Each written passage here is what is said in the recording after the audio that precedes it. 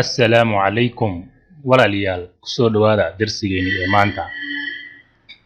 maanta darsigeena waxaan uga hadlaynaa waxa loo yaqaano in operator waxaa loo isticmaalaa markaa rabto daato meel ku keydsan sida stringska magacyada iyo wixii la mid ah oo meel ku keydsan oo magacyadaas aad u baahan tahay magac ku dhex jiro magacyadaas laakiin aad og tahay magacaas inuu ku dhex jiro meeshaasi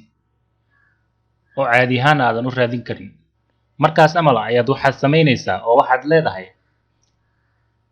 magacaas saane kusoo raadi meeshaas ama qolkaas ama meeshaas kusoo raadi ayaad leedahay marka in waxay kuu qabanaysaa way baxaysaa magacyadii ayay kusoo jeegaraynaysaa magac aad weydiisay wayna marka in hoosheeda waa intaas iyo in ka badan ayay qabanaysaa oo inay kuu soo jeegarayso ama kuu soo raadiso wax aad u dirsatay magac ha ahaadaano number ha ahaadaano iyo wixii la mid ah wax walba aad u dirsato oo in list ku jiraan ama meel ku jiraan oo magacyo series ah ama meel ku jiraan laakiin aad rabto meeshaas magacaas in lagu soo dhex saaro ayaad u dirsanaysaa way kuu soo saaraysaa marka syntaxkeeda ama sharciyada ay isticmaasho ayaa sida tan ah value-ga waxaad leedahay oo ku jiro halkan waxaad leedahay option 1 option 2 option 3 ilaa inta option aad doonto ayaa ku jiri karo ama intaas data ayaa ku jiri karto meesha round bracket kan inta u dhaxayso marka in amal hoosh ay qabanaysa ayaa waxay tahay haddii magaca aad raadinayso ama numberka aad raadinayso uu ku dhex jiro inta u dhaxaysa round bracket kan hadduu ku dhex jiro way kuu soo saaraysaa tusaale ahaan intaan aad u jeedid kan waxa waaye sharciga inta badan isticmaasho ama example query-ga inta badan la isticmaalo waaye markii in la isticmaalayo halkan waxaan leedahay select soo dooro colorka ayaad waxaad ku soo doorataa table ku soo dooro meesha uu colorka uu ku dhex jiro halkan marka halkan mee color ku jirto blue ku jiro red ku jiro green ku jiro marka halkan ayaa lagu soo dhex saaraya colorada saddexdan color oo meesha ku jirto ayaa lagu soo dhex saaraya wax ka baxsan lagu soo saari maayo inta round ku jirto bis ayay ku soo saaraysaa not in hadaa dhahdidna blue iyo red iyo green lama soo saarayo laakiin colorada kale oo aanan ka ahayn saddexdan color oo dhan ayaa lagu soo saaraya oo macnaheedu tahay saddexdan color ama meesha ku jirto ma rabo ayaa dhahday so saddexdii ayaa laga soo reebaya inta kale oo colorada ay jiraan oo meesha ku jirto ayaa lagu soo saaraya marka maskaxda ku hay in operator-ka waxaad la isticmaali kartaa not in ayaad la isticmaali kartaa ama not operator ayaad la isticmaali kartaa tusaale halkan fiiri waxa lagu leeyahay soo dooro colorka waxaad ku soo doorataa table-ka hebel la yiraahdo ku soo dooro meesha colorka uusan ku jirin ama lagu soo mention gareynin halkan marka halkan waxa lagu soo tagayaa blue iyo red iyo green waa lagu soo tagayaa anta color kale oo sida black iyo white wuxuu noqdaba oo kale ayaa lagu soo saaraya marka tusaale ahaan aan isticmaalo pgadmin4 keena marka halkan marka joogno waxaan soo dooranaynaa table-ka lagu magacaabo payment ayaan soo dooranaynaa marka waxaynu leenahay select everything waxaad ku soo doorataa from payment table ku soo dooro ayaynu leenahay kan marka table-ka payment loo yaqaano datadii ku jirtay ayaana loo soo saaray intaan daato iyo ayaa ku keydsan marka halkan waxaynu leenahay order by ayaanu leenahay u qaabay order by ayaanu leenahay u qaabay see u qaabayna by amount ilaa waxaan rabnaa intaan inaan wax kasoo dhex saarno column-kan oo amount la yiraahdo ayaan rabnaa inaan yani ku apply gareyno in operator-keena marka waxaan leenahay order by amount marka amount-ga waa ujeedaa say u kala horeeyaan ayaa loo kala qaabeeyay halkan ugu jeedo waa 000 uu ku bilaabanaya saanu ku soconaya ilaa iyo 1 iyo hadda saas ku sii wadaya marka halkan markaa joogno marka amount-gan waxa ku jiro tiro badan ayaa ku jirto saa u jeedo halkan waxa saa u jeedid halkan waxaa bilowday 0.99 saasaa bilowday saanu ku soconaya marka ujeedka aan leenahay oo in operatorka muhiimad loo isticmaalayo ayaan rabnaa halkan inaan ku ogaano marka halkan waxaynu leenahay halkan waxaan dhahnay select soo dooro everything wax walba soo dooro from waxaad ku soo doorata payment table loo yaqaan ku soo dooro order by adigoo u habeynaya ama u qaabeynaayo amount column-ka by amount column adigoo u qaabeynaayo marka halkan waxaynu leenahay marka select everything from payment ku soo dooro meesha amountiga uu ku jiro ayaan leenahay halkan fiiriya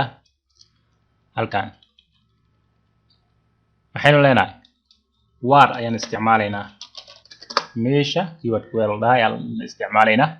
meesha waxaynu leenahay amount marka operator haddaan isticmaalayna marka waxaynu leenahay amountiga uu ku jiro furo marka round bracket furo marka maxaynu leenahay uu ku jiro 0.99 koma halkan marka ma jeedaa waxaana loo soo saaray marka tirada halkan aan ku soo dooranay kaliya ayaana loo soo saaray wax kale naloo soo saari maayo bes waxaana la select soo dooro wax walba waxaad ku soo doorataa payment ku soo doorata table loo yaqaano meesha amountigan oo halkan ah tirada ay ku jirto bes ah soo saarayaa marka wax meeshan ay u jeedo kaliya waxay noqonayaan 0.99 1.98 1.99 halkan fiil wax kale ku arkaysid sii wad 1.99 0.99 ay 1.99 0.99 1.99 intaas kaliya ayaa ku jirto way adigaad dalbay in intaan tiradan inta ah oo meesha ku jirto kaliya in lagu soo dooro marka halkan waxaan kaloo samayn karnaa hadda inta number ee tiradan meeshan amountiga column amountiga ku jirto tir ahaan inta payment oo meesha ku jirto ma ogin sideen ku ogaan karnaa marka waxaan isticmaalaynaa keywordki horeyna aan in badan aan soo isticmaalnay oo loo yaqaanay count ayaan isticmaalaynaa si aan u ogaano marka halkan maxaynu leenahay count ayaan ku daraynaa waxaynu leenahay guud ahaan waa imisa tiradan imisa mar ama imisa jeer ayay soo laalaabatay waa u jeedaa 3301 mar ayay soo laabatay tiradan oo 0.99 1.98 1.99 intaas mar ayay soo laabatay marka waxaynu soo sheegnay inaan not in aan isticmaali karno maxaynu sameeynaa qaabkii u isticmaalaynaa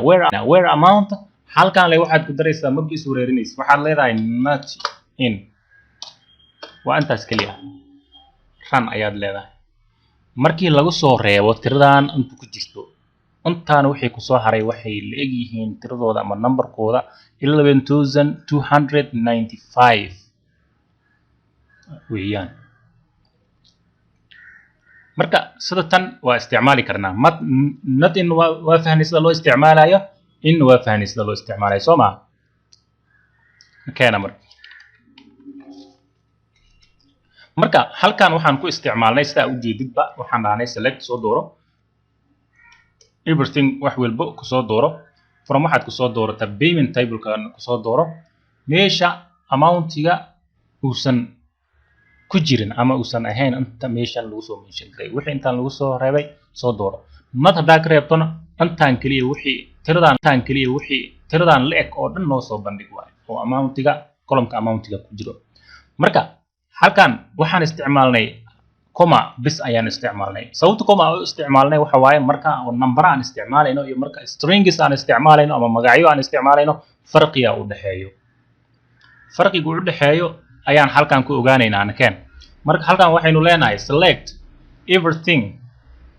from waxaad ku soo doorataa aynu leenahay select everything from payment column-ka la yiraahdo ama halkan waxaynu leenahay column-kan table name-ka aan bedelno waxaynu leenahay customer aan isticmaalno maadaama customersku magacyo badan ay ku keedsan yihiin marka waxaynu leenahay customer aan isticmaalno marka customerka soo dooro where marka halkan waxaynu leenahay where first name-ka in ayaad leedahay marka ku jiro round bracket kiina noo fur marka maxaynu leenahay single quotation aan isticmaalaynaa halkaan marka waxaynu leenahay John ninka loo yaqaano ila magacii gala u badan meesh la daateena aan taas ku keedsan marka John ayaynu leenahay marka halkaan maxaa isticmaalaysaa magaca waxaad u isticmaalaysaa single quotation ama ayaad u isticmaalaysaa waxaad ku kala saaraysaa magacyada comma ayaad ku kala saaraysaa mid kale hadana waa u furaysaa sida tan ayaad u isticmaalaysaa marka string aad isticmaalayso laakiin marka number aad isticmaalayso kaliya comma ayaad isticmaalaysaa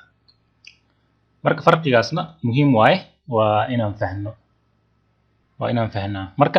halkaan marka maxaynu leenahay magaca kale noo soo qaad Jake marka waa u jeedaa marka ran gareynaa halkaan waa u jeedaa waxaan loo soo dooray select waxaan everything wax walba noogu soo door